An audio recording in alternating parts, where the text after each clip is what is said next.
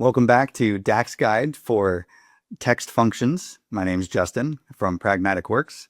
Let's talk about the FIND function.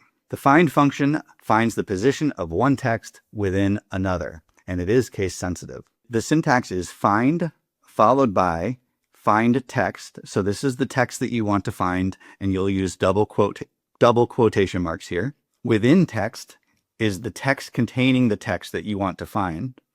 And then we have the optional start number. So we can look for the character at which to start the search.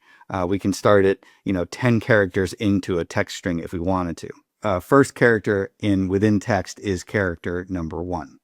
So if omitted, it starts at the first character. And then another option is the not found value. So the value that should be returned when the operation does not find a matching substring. Imagine we are looking for the @ symbol, which is what we have here on our example. We're looking for the @ symbol in the customer email. And then what we want to return is something that notifies us that it was not found. All right, welcome back to our Power BI report. You can see that we're on the Find tab, on the Find page. And so we have a page tabbed for each of our functions here. So we're on the find function. And what we want to do is simply look in our sample data set here for, we want to search for that @ symbol in the email address. Now, our data set here is small, so I could simply look at all of them.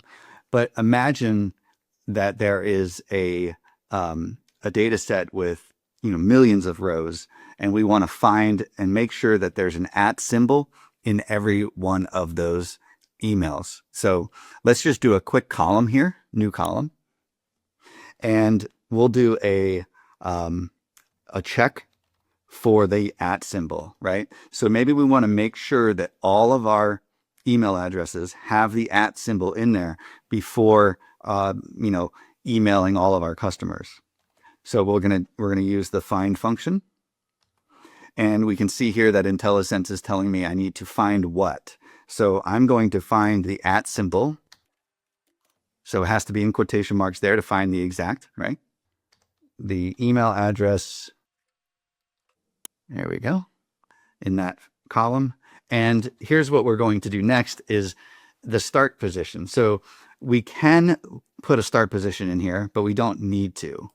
I'm going to put one in here just to be thorough, but we will start with position 1, and we are looking for the @ symbol and returning this if it's not there. So I want to have a blank, so I'll just use the blank function and then close off my entire DAX line. So here's what I want, just to repeat it back to myself. I'm looking for the @ symbol specifically, right, in the email column.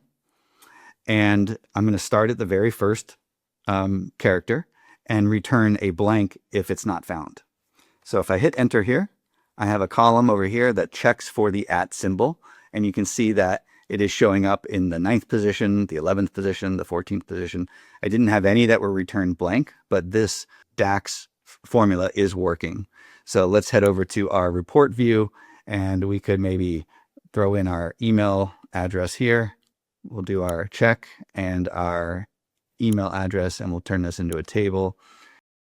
We'll insert a table here. We'll put our email in there, and we'll do the check for @ as a column. We can see, though, that this check for the @ symbol is summing. So what we want to do is just not summarize that.